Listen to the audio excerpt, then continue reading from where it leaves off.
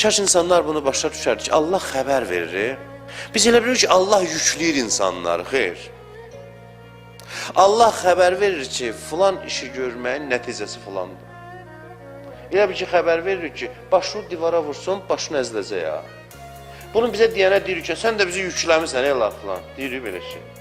Allah da bizə deyir ki, filan işi görəndə nəticəsi olur. Bu da olmaz, nə oldu? Olmaz məsələsi deyil.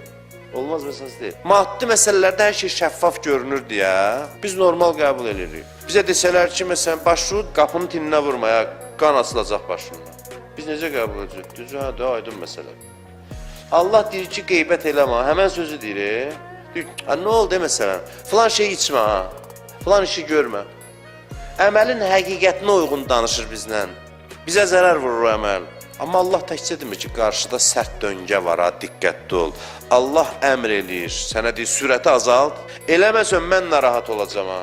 Deyir, Allah, sən niyə narahat olsun? Sürəti azaltmayacaq, başı üstə gələcək dərənin içinə. Sən niyə narahatsan? Sən olacaq?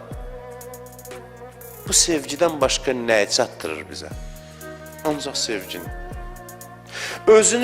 Özünü qatıb bu məsələlərə. Hey deyir, olmaz, olar, bunu elə, bunu eləmə. Mən eləsən narahatam. Yox, bizi sevir ki, bu qədər işlər görürsünüz. Xəbər verməklə kifayətlənmir.